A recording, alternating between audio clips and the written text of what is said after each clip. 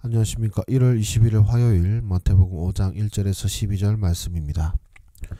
예수께서 무리를 보시고 산에 올라가 앉으시니 제자들이 나온지라 입을 열어 가르쳐 이르시되 심령이 가난한 자는 복이 있나니 천국이 그들의 것이며 애통하는 자는 복이 있나니 그들이 위로를 받을 것이며 온유한 자는 복이 있나니 그들이 땅을 기업으로 받을 것이며 의에 줄이고 목마른 자는 복이 있나니 그들이 배부를 것이며 긍휼히 여기는 자는 복이 있나니 그들이 긍휼히 여김을 받을 것이며 마음이 청결한 자는 복이 있나니 그들이 하나님을 볼 것이며 화평하게 하는 자는 복이 있나니 그들이 하나님의 아들이라 일컬음을 받을 것이며 의를 위하여 박해를 받은 자는 복이 있나니 천국이 그들의 것임이라.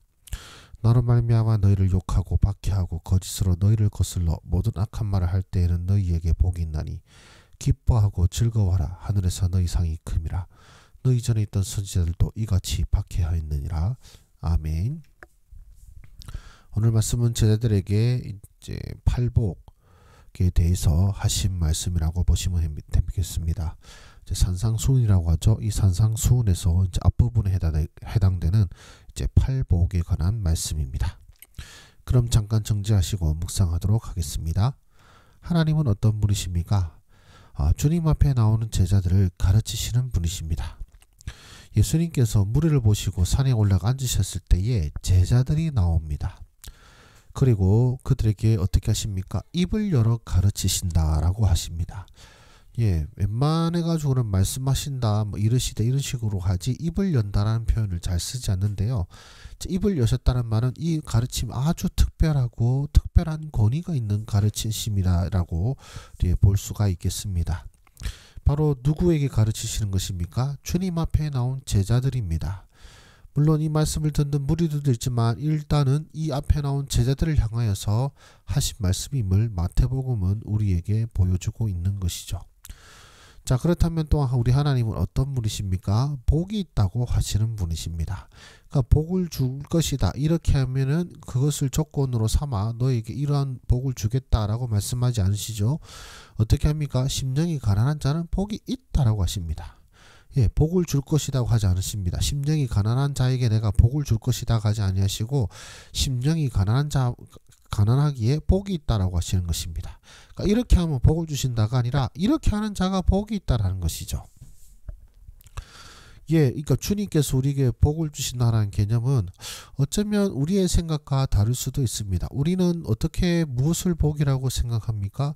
무언가를 가지거나 소유하는 것이라면 우리 주님께서 우리에게 복이 있다고 하시는 것은 그와는 전혀 다른 생각임을 볼 수가 있습니다.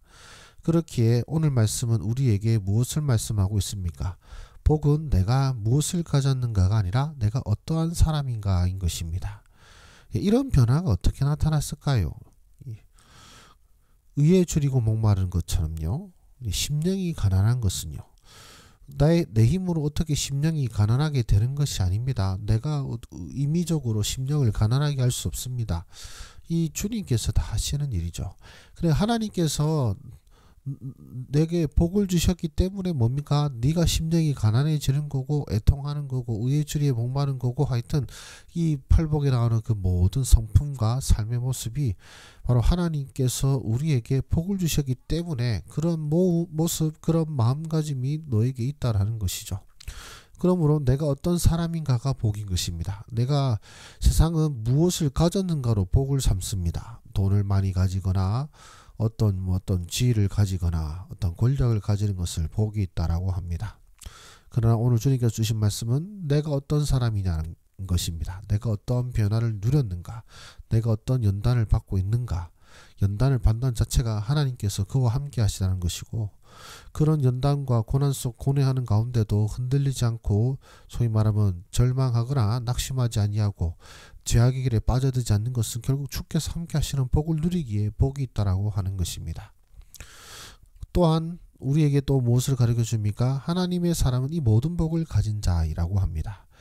잘 보시면 처음과 마지막의 복이 같은 것을 알 수가 있습니다. 그러니까 주시는 것이요 천국이 그들의 것입니다 라고 처음에도 천국이 그들의 것입니다 하고 마지막 부분도 천국이 그들의 것이다 라고 하십니다. 자, 이것을 수미상관법이라고 해서 앞과 밑에 맨 뒤에 내용이 같은 것을 넣어서 이것이 한 덩어림을 나타낸다고 볼 수가 있겠는데요. 그러니까 복 있는 사람 무엇입니까? 천국이 이미 그들의 것이기에 복이 있는 사람이고, 천국이 이미 그들의 것이기 때문에 이 모든 모습이 나타나게 된다는 것입니다. 그렇게 또한 그는 천국을 가진 자다라는 것이죠. 여기서 천국을 여러분들이 상상하는 저 하늘 위에 있는 나라라는 어떤 죽어서 가는 하나님 나라라고 생각하시면 안 되고, 하나님의 통치라고 보시면 되겠습니다. 하나님의 통치가 함께 하시는 것이죠. 하나님이 다스리는 자라는 것입니다. 하나님이 간섭하시고 하나님께서 그 마음을 헤아리시고 살피시는 자가 복이 있다는 것이고, 그런 하나님의 돌보심과 보살핌이 있기 때문에 그런 어떤 삶의 태도와 마음의 생각이 나타나게 된다는 것입니다. 그렇다면 나는 어떻게 살아야 되겠습니까? 나의 변화된 인격으로 복을 받는 것이 아니라 이 복음을 받음으로 이 변화를 누리고 있으니 감사의 삶과 더 나은 모습으로 천국을 가진 자의 삶을 살자라고 하였습니다. 내가 변화된 인격으로 복을 누리는 것이 아닙니다. 봉사하고 헌신해서 복을 받는 것이 아니라 복을 받았기 때문에 지금 이 변화를 누리고 있습니다. 혹은 이 고난을 견디고 있습니다. 이 어려움을 견디고 있고, 또한 참아야 될 것을 참거나 또 슬퍼할 것에 대해서 슬퍼하고 있는 것은 내가 바로 복받은 사람이기 때문에 그렇습니다. 이 나라와 현실을 놓고 주님 앞에 눈물 흘리며 기도한다는 자체가 복이 있다는 것입니다. 눈물 흘리며 기도했기 때문에 그 모든 응답과 어떤 응답을 준다는 것이 복이 아니라 그렇게 기도할 수 있다는 것, 그렇게 부르심을 받았다는 것, 그것이 복된 자라는 것입니다. 우리 저와 여러분들 바로 이 하나님의 나라를 가진 자로서, 또한 하나님의 나라의 통치를 받는 자로서 살아나가는 우리 모두의 삶이 되기를 소망합니다. 기도하겠습니다.